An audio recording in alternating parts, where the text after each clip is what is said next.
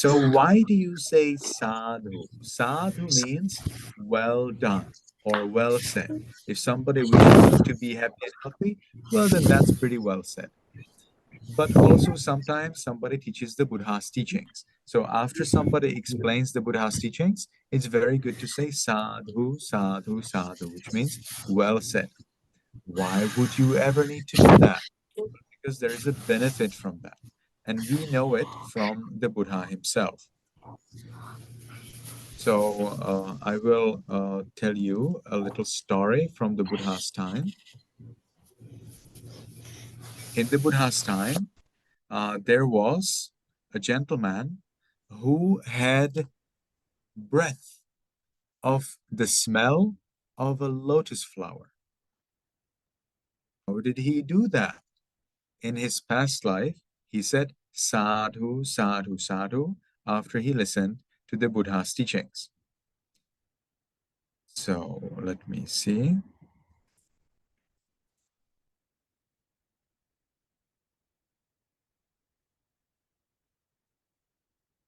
Yes. Okay. So a married man heard the Buddha's teachings and became a monk. His former wife then became a personal attendant to the king, okay, to the king Pase Nadiko Sala. At one point, the king was giving flower bouquet to his attendants, to these ladies, and when this lady received two bouquets, she remembered her former husband, now a monk, and started to laugh and cry. She then explained to the king that she was happy for getting a bouquet, but she cried because she missed the brown lotus smell from her husband's mouth. The king could not believe her. He could not believe that her husband would have this kind of smell from his mouth. So the king invited the Buddha with monks for meal and learned which monk was the former husband of this lady. Then the king asked the Buddha and monks to return to the monastery, keeping the one monk stay and recite rejoicing or thanking of the meal donation. Then the king smelled perfume from the monk's mouth, and the king went to the Buddha to ask about that. The Buddha then explained that this monk in a previous life or previous time listened to the true Dhamma, Saddhamma, or the Buddha's teachings, and said sadhu, sadhu in praise of that teachings. As a result of that calling in praise, the smell from his mouth is like the smell of a brown lotus that appeared in the water. So here, there is a very important point. If you appreciate Dhamma teaching, that's very good for you. You see, it's very good for you. You may have nice smell from your mouth. You may be successful, be born in heaven, and so on. There was a case when a young man smiled at the Buddha after the Buddha smiled at the young man. And this young man had faith in the Buddha. And then this young man died because he was so ill. He was anyway ill. He would die anyway. He died, but he was born in heaven only because he had faith in the Buddha. So faith in the Buddha, faith in the Buddha's teachings, faith in the monks, we believe in Buddhism is a very, very good thing. Now that sounds nice, but there is a problem. There is a big problem. Anyone here has an idea what is the big problem?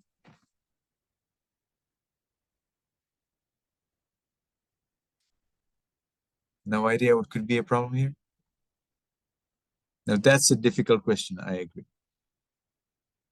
So there is a huge problem.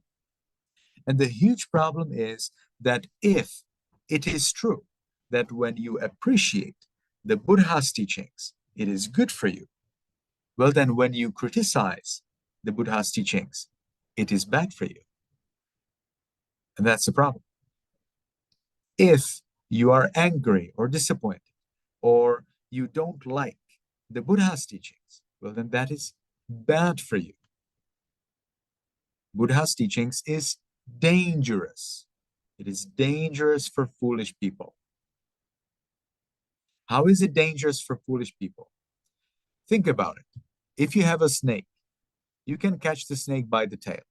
Then the snake will turn around and bite you. So, who won? The snake won. And you suffer. You see? You suffer. You wanted to catch the snake, but you suffer. Now, suppose that you are not foolish and you catch the snake behind the head.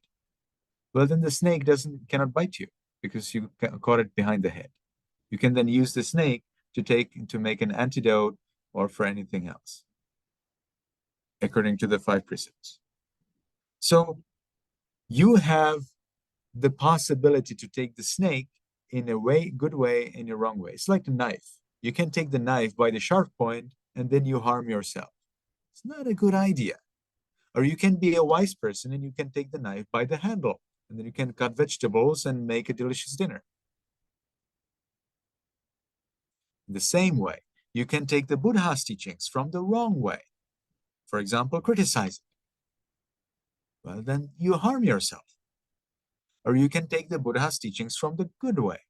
For example, praise it, appreciate it, follow it, try it out, and achieve eternal happiness and bliss. So we say the Buddha's teachings is like a snake. You need to catch it in the right place. So whenever we hear Dhamma, if we get the opportunity, we appreciate it. We are happy about it. We say, sadhu, sadhu, sadhu. All right. So this is one thing. I have 3 things to teach you today. So this is one thing done. Second thing, I would like to teach you about paying respect. How do you pay respect to the Buddha? It's very important. Different people pay respect to the Buddha in different way. But I would like to teach you the Sri Lanka style. And I believe that this is the style that comes from the Buddha's time. Okay? Some people may disagree, well, but in Sri Lanka, probably everybody will agree. Don't worry. So it's a Sri Lanka style. Sri Lanka is a little country south from India. So in Sri Lanka, the way how you pay respect is followed according to the commentaries, according to the ancient descriptions of the Buddha's teachings that we get from ancient times. So we have 2 ways how you can pay respect to the Buddha. Okay, you can also pay respect like this to your teacher. Venerable Sariputta, the wisest monk of all during the Buddha's time, he paid respect to his teacher, not to the Buddha, to his teacher in this way as well. So how do you do that? So we will describe the so-called 5 rests and the so-called 3 characteristics. So 5 rests, what does that mean? 5 rests because you rest your body by 5 points on the floor. What are those 5 points that you need to rest on the floor when you pay respect to the Buddha? They are the 2 elbows, the 2 palms, and the forehead. Okay? So these are 5 things that will touch the floor. So I would like to ask you, everybody, to arrange your camera in the way like when you meditate, so I can see you a little better.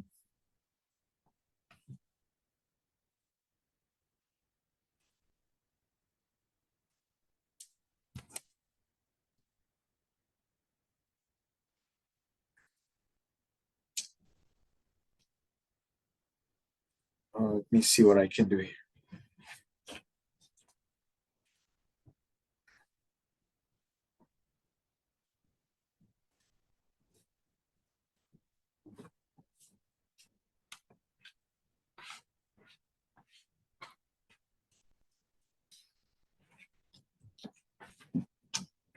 So we will sit like this.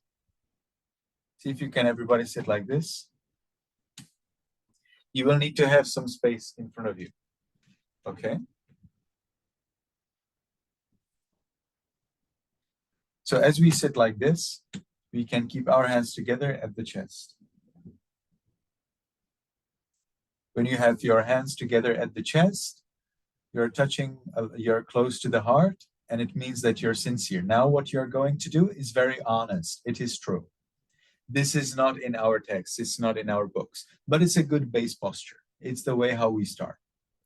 Now, the first thing that we do when we pay respect is we put our hands above our head. Why do we do that? Because here the hands are like the Buddha, and they're above our head. That means the Buddha is higher, is better than me. Okay? So we keep our hands above the head, and we understand, okay, the Buddha is better than me. So we humble ourselves. And then gradually we will go down to the floor and we will touch the floor by our hands, then by the elbows and by the forehead. Now we will lift the forehead, the elbows, the hands, and we return back to our base position. And again, we will keep our hands above the head and we gradually go down towards the floor, touch the floor by the hands, then by the elbows, then by the forehead. We touch the floor by 5 things. And now we will lift the forehead, the elbows, the hands, and we return back to our base position. Now for the third time, we will keep our hands above the head and we gradually go down towards the floor. We touch the floor by the hands, elbows, and the forehead. And again, we lift the forehead, elbows, hands, and return to our base position. So this way, paying respect is completed. Well done. Some people touch the floor only by the hands and not by the elbows. Some people touch the floor only by their forehead. That's wrong. It's not complete. We always need to touch the floor by all of the 5 points. That is, both elbows, both hands, and the forehead. So this is the first kind of paying respect. It is called the 5 rests. So you cannot do this on the street. You will be dirty. It's difficult. And if you want to pay respect to a monk, sometimes it's difficult. If you meet him on the street or if it's an uncomfortable place, well, then of course you cannot touch the floor or the ground. In that case, you need to use the second style. And that is for cases when you cannot go down to the ground like this.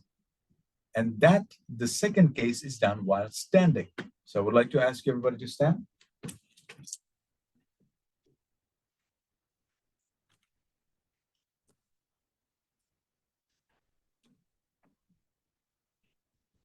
So again, we will start by the base position, and that is at the chest.